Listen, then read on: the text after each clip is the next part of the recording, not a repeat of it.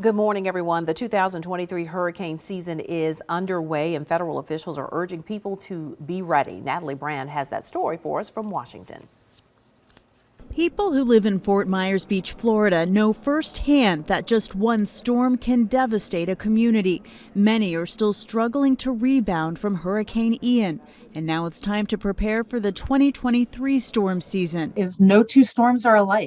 FEMA Administrator Deanne Criswell says it's not just residents on the coast who need to get ready. These hurricanes are different than what we've seen in the past. There are more rain events, there are stronger storm surge, and the majority of the fatalities are coming from those two hazards. What are you most worried about this year? What I worry about the most right now is the fact that we need to focus more on the actual risks and hazards that are associated with these hurricanes. The nation's hurricane experts are expecting what they call a near normal season, 12 to 17 named storms with as many as 4 becoming major hurricanes. The message has to be, no matter what the seasonal forecast is, you have to prepare as if you're going to be affected. We've just discussed this. At the White House, agency chiefs briefed President Biden on NOAA's improved hurricane modeling systems. We're getting more and more accurate forecasting of hurricanes, their tracks, their intensity, their associated storm surge, which means saving more lives because we can anticipate what is likely to happen. Forecasters caution people not to become complacent if we don't see storms early on in the season. They stress the threat is there every day until the end of November. Natalie Brand, CBS News, Washington. The FEMA administrator says this year the agency has also worked to improve new technology using geospatial and satellite images and artificial intelligence to better focus recovery efforts in a disaster zone. So who better to talk about storms than our very own chief meteorologist, Isaac Williams. Great to have you back. Yes, happy to be here. You've been chasing storms, not hurricanes, and we're going to get to that in a moment. But let's talk about this upcoming hurricane season, because sometimes we here in our area are affected. Yeah, we usually get inland flooding or gusty winds or tornadoes. Those are really kind of the three things, which are big things, but thankfully we don't have to worry about beach erosion and coastal flooding, obviously. But it can get really dicey around here. Think about Hurricane Rita, even Katrina, 2004 and 5. So we'll always want people even up this way to be ready, but we know we have a lot of viewers here that may have some property or interest on the Gulf Coast. That's exactly right. Or they've got plans to go to the Gulf Yeah, Coast. and always caution, like if you want to do a beach trip, do it ASAP because, August, September, October, the peak of hurricane season, and typically it's cheaper. Yes. It is cheaper for a reason, so. Well, and the great thing about that, there is the forecasting that happens way out. So you may have the opportunity to change some plans, or some people just go, I'll just take my chances and see. I guess so, and that's to each their own. But thankfully, the one advantage, if you will, about hurricanes is that typically we have, some decent heads up before they threaten the coastline. Well, you have been for the past couple of weeks with a storm chase team, and quite the adventure, as I understand. Yes, last year we were gone for, I think, a total of 9 days. This time we were gone for 14. And let me tell you, those 5 extra days, you probably see it in my face. It's just super tired, but just super rewarding, super exciting. First day we drove almost 1,100 miles in 18 hours just on the first day. And team of how many of you? So it's me and Dr. Gutter, who's the other instructor. He's the professor, I'm just an instructor. And then 8 students. And some of those are still in school, and some of those have graduated and are going either into their careers or they're going to graduate school at Mississippi State as well. Here's what someone like me would ask: why go chase a storm? What is the, aside from, you don't go for the enjoyment, obviously. So what do you gain from this? Not a lot of glamour, I'm gonna tell you, on storm chasing, and we'll talk about that. But the reason for it, you can chase wrong and you can chase right or correctly. And, as broadcasters, as National Weather Service meteorologists, we want trained eyes on storms because, in a perfect world, we'd want a radar in every county so we can see the storms coming. But when you're in a radar gap, or if you're in a pretty rural area that may not have a lot of people otherwise looking at a storm, that storm chaser or that trained set of eyes could make the difference in the Weather Service issuing a tornado warning. And then, because we could say, oh, we see a tornado, Weather Service could have been on the fence, maybe not seeing it exactly on radar or with radar gaps coverage, things like that. So that could be the difference maker in potentially saving someone's life. So you're like the eyes and ears on the ground. What did you guys see when you were out there? Oh, we just saw all kinds of things. We'll start off this morning with some pictures. This is day 0 out in Amarillo, Texas. This is a supercell storm with extremely low-hanging wall cloud, but not, looks bad, but no tornadoes are happening. If I looked out my window and saw that, I'd be scared. Yeah, this was a tornado-warned storm, though. I will say that. And we were in the polygon, but we were a safe distance away. We were probably 5 or 6 miles from the storm looking at that. And that was on day 0. That was on our first day in our 1,100-mile trek. This is out in New Mexico. We spent a large part of our time in New Mexico and Texas.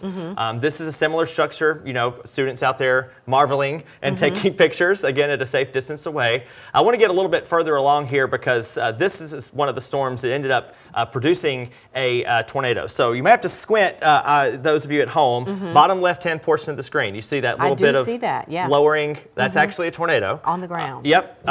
Thankfully in a field. This was on the Texas-New Mexico border. This was what was rated as an EFU, which is an EF unknown. And this is at night. Yeah, this is about 10 o'clock. We were actually on our way to our hotel room, and we told the students, hey, we just got a report of a tornado.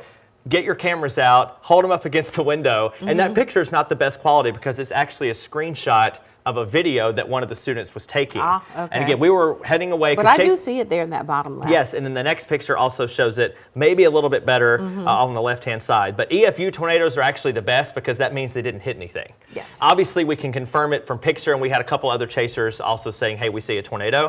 But that EFU unknown means that it didn't hit anything, and those are the best kind. If a tornado has to happen, that's the best kind. Oh, wow. Well, I'll ask you on the spot here, do you think that's a tornado? I would say yes. It looks like the tail part of that cloud is on the ground. So this is actually not a tornado, but it certainly looks like one. That's basically scud clouds going all the way to the ground. Scud is basically a fancy word for just clouds being pulled into the updraft of the storm. But looking far away, you would absolutely, without any other context, I mean, who wouldn't say that's a tornado? I would say right? And then that storm ended up turning into this. Now, this actually is the tornado.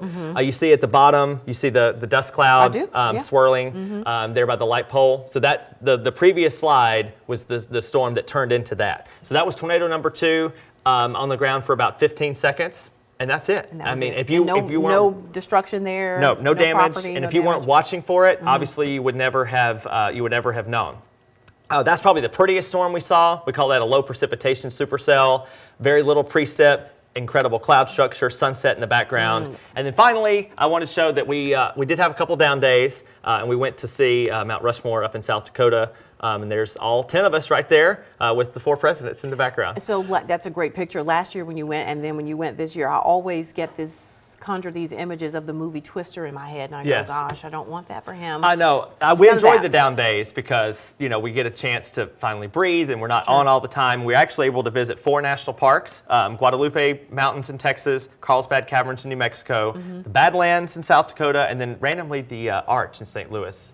I didn't know this, but it's also a national park. So a little bit of play, a whole lot of work. And the great thing is a really great learning experience for those students. Not just for me too. I mean, I learned things too, but it's so important to help the students understand what they've spent the last 2 to 4 years in the classroom learning. Plus, seeing it in the field firsthand, it's so rewarding to see their light bulb moments happen. Well, we're glad you're back. Yes, I'm happy to be back. All right. Ahead on mid-morning, some people rely on cabbies to get from place to place, but would you ride alone? And I'm talking about really alone. That story is later on mid-morning. Welcome back. Most automakers have voluntarily installed automatic emergency braking, which can stop or slow down a car when the driver doesn't react fast enough. But the government now wants it required in all vehicles and is proposing some major improvements to the technology. Astrid Martinez reports. AAA tested vehicles traveling 30 miles per hour toward a stationary object and found automatic emergency braking, or AEB, was effective at preventing a crash. But that changed when the car's speed increased, and the tech also struggled in other real-world scenarios.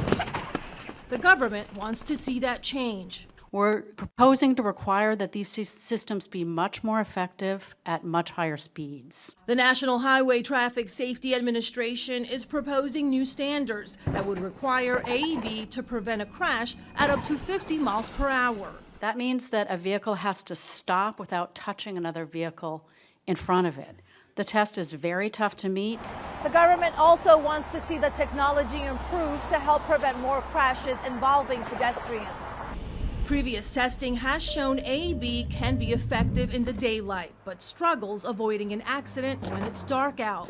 Most of the systems are completely ineffective at night. AAA's Greg Brannon says automakers wouldn't need to make dramatic design changes to reach the new proposed standards. The major automakers have put the resources behind developing these systems. So what we're talking about is software and philosophical changes to the systems. But the upgrades would still cost car companies millions. The industry group Alliance for Automotive Innovation tells CBS News it is reviewing the proposal and anticipates submitting comments. The government will consider those comments before finalizing the new rules. Astrid Martinez, CBS News, New York. All right, you're going to find this fascinating. If you need to call a cab, don't be surprised if it pulls up without a driver. App-based Waymo is leading the way and just announced a partnership with Uber. Chris Van Cleve climbs in for a driverless ride. Robert Stone and Sheila Zagloski are trying out Waymo's ride-hailing service that just expanded to include their Tempe, Arizona retirement community. Their car arrives without a person in the driver's seat. We love it. It's going to replace a car for us sooner than later. In 2018, CBS Mornings cameras were the first allowed to ride in a fully autonomous Waymo. Then, the service was limited to a select few early adopters, and each gas-powered minivan arrived with a human safety driver on board. After more than 1 million driverless miles and no reported injuries, Waymo is seen as the industry leader, having expanded its footprint in Phoenix, adding service in San Francisco, and soon to parts of Los Angeles. Those minivans have been replaced with a fleet of all-electric Jaguars. The Waymo driver never gets drowsy. It doesn't get distracted. Adam Lenz is Waymo's head of sustainability. Would you say the cars perform as well or better than a human driver? I would say that I really trust this technology and that when you're in the car, you feel entirely safe. In March, 68% of drivers told AAA they were afraid of autonomous vehicles, though truly self-driving cars are operating in only a handful of cities across the country. Journalist Tim Stevens covers the auto industry. Waymo has been given a lot of runway this far and a lot of R&D dollars to develop this, truly incredible technology, but it is still a long way away from being a truly viable, independent, profitable business. Using the Waymo app, we tried it for ourselves, taking a ride around Phoenix for about the same cost as calling an Uber.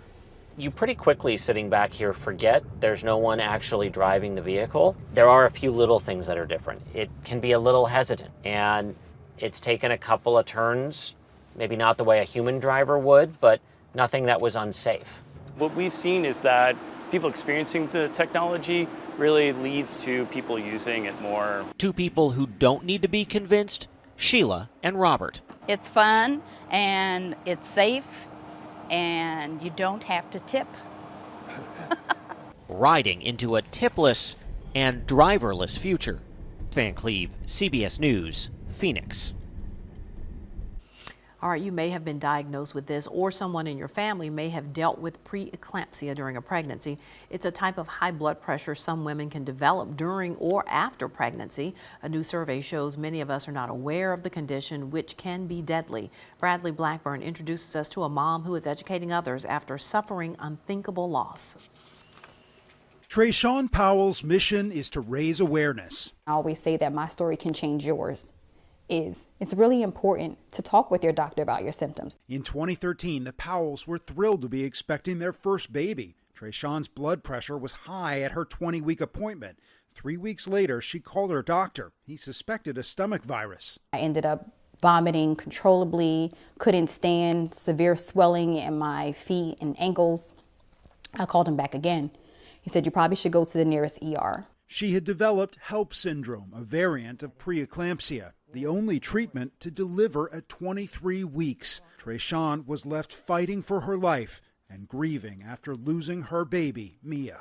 After Mia passed, it was very difficult for me to comprehend what just happened in a matter of hours. A new survey for the March of Dimes finds only 42% of people are familiar with preeclampsia. Blood pressure will start to rise. Dizziness, blurred vision is very common. Nausea and vomiting, abdominal pain, and then a lot of swelling. African American women are also at higher risk of pregnancy complications. The maternal health care crisis that's going on now in the United States is deplorable. And when you look at Black women, they are 3 to 4 times more likely to die than white women. The Powells now have 8-year-old Jasmine and 5-year-old Ryan. Trayshawn was monitored closely for both pregnancies. Every woman, no matter what color, should have a beautiful, successful birthing experience. And to help make that happen, she organized the Promise Walk for preeclampsia in her New Jersey hometown this month. Bradley Blackburn, CBS News. Coming up, a light in the sky, a blip on a screen, tracking unidentified flying objects. That's ahead on Mid-Morning. Welcome back. NASA held a historic public meeting recently to discuss the mysteries of the sky. A newly assembled panel of independent experts is investigating unidentified anomalous phenomena, or UAPs, formerly called UFOs, and how they affect our planet. Danya Bacchus has more. UFOs are real, but what really are they? NASA's newly formed 16-member panel is charged with figuring out how the space agency can use the tools of science to help the federal government understand what's going on in the sky and how it affects Earth. The study of unidentified anomalous phenomena represents an exciting step forward in our quest to uncover the mysteries of the world around us. NASA says citizens, commercial airline pilots, and the Department of Defense have reported at least 800 UAP sightings over the past 27 years. Between 2 and 5% of those events display signatures that could be anomalous, defined as anything that is not readily understandable by the operator or the sensor, something that is doing something weird. Experts say identifying a UAP is like finding a needle in a haystack, especially since there's a lot going on in the sky. On any given day, there are 45,000 airline flights and 184 weather balloon launches in U.S. airspace. There are also 1.6 million recreational or model planes and 880,000 registered drones. And the environment that we fly in, space or, an atmospheric flight, very, very conducive to optical illusions. The panel says while UAPs exist, there is no evidence they are extraterrestrial in origin. We haven't found life beyond Earth yet, right? I mean, let's be clear about this. We haven't found it yet, but we're looking. A final report is expected by the end of July. Danya Bacchus, CBS News. The military's first Black female deep sea diver went to greater heights and depths than anyone could have imagined. CBS's Elise Preston has her story. Well, that would be me. A remarkable moment in the remarkable life of Aundrea Motley Crabtree. I was happy to be there, happy to be in that suit. Inspired by her father and grandfather, both veterans. I always wanted to be in the military, but a lot of people didn't think the military was a good thing for women. In 1982, she became the Army's first woman deep-sea diver, but the now retired Master Sergeant battled racism and sexism throughout her journey. I was Army, going to a predominantly Navy environment. I'm female to a predominantly male environment. I'm Black to a predominantly white environment. And this guy, he looked at me and he says, "You shouldn't be here. You should be home barefoot and pregnant." Others told her she wouldn't make it. I stayed in Army diving and put up with everything that I put up with for one reason. I loved it. I loved diving. A love she now shares with her 3 sons. Right now I'm outside the Metropolitan Museum of Art. Proof her place in history now has an even bigger stage. It's incredible. I'm almost speechless. And I do it all over again. Elise Preston, CBS News. All right, if you love an ice cream float, Bluebell has done all the work for you. We'll show you next on Mid-Morning. All right, welcome back, everyone. Summer is almost here, and Bluebell ice cream is trying to make it even sweeter with the brand new flavor. Emmanuel Williams, our good friend, is here to tell us about all of this excitement surrounding ice cream and Dr. Pepper. Yes. First time we partnered with kind of iconic brand, and I always said these are 2 big Texas brands. They are. Dr. Pepper and, of course, Bluebell ice cream. And this flavor, it's a vanilla ice cream with a Dr. Pepper sherbet all swirled throughout. So when the minds at Bluebell get around the table and start thinking about new flavors, we just kind of go outside the box, huh? We do. Sometimes that's our, I guess what we try to do is think outside the box. Because, you know, vanilla, chocolate, strawberries are basics, but when we think outside the box with one of this one, and I think they got a winner here. I think the people who love Dr. Pepper really are so excited about it. We have several people in our newsroom and in our production department who are just big Dr. Pepper drinkers. Yes. And when we heard about this, they thought, wow, this is probably going to be a good combo. So tell me about, it merges a special sherbet and then the homemade vanilla. And then our creamy vanilla ice cream. Yeah, it's our creamy vanilla ice cream with a Dr. Pepper sherbet. And sometimes when you think about a sherbet, it may not be, may not have all the ingredients, but it's nice, smooth, and creamy. And it just kind of works well with our vanilla ice cream. All right. Now, we should note here, there is no Dr. Pepper sherbet that you can go buy in the store. It's made just for this recipe, right? That's correct. Okay. That's correct, yes. So it's been out about a week now. What's the response that you're getting from people? So they shared some specific numbers with us, but it's one of our most successful flavor lunches. We loaded out so many, hundreds of thousands of half gallons and pints between the first 3 days. Wow, and these are the sizes that we're going to find in the store, half gallon and then the pint sizes. And then the pint size, yes. All right, so this will be, you said for at least 2 years we'll be able to find this, right? Yes, definitely. It's a 2-year partnership with Dr. Pepper, so at least it'll be for 2 years in our standard flavor lineup. Okay, well, nothing left to do now but try it. I have not tried it. I decided to wait until we went on the air with it, and I will tell you, I'm not a big Dr. Pepper drinker. When I was younger, I used to drink a lot of Dr. Pepper, but let's give this a try. I like it. Takes a Dr. Pepper. And it's not strong. It's not overpowering Dr. Pepper. I taste a lot of creamy vanilla, though. Yes, definitely, definitely. And I think that was kind of the point you told me. You didn't want to overpower the Dr. Pepper flavor. Correct, yes. So Dylan Hudler is in here. He's not dressed. He's watching the segment. And he doesn't have on a mic either. Would you feel insecure about coming over here in your t-shirt? Because come on over here in your t-shirt. He's not TV ready, but it's okay. We just need your taste buds. Right. So come step in here. You're not Mike. See how you like the Dr. Pepper.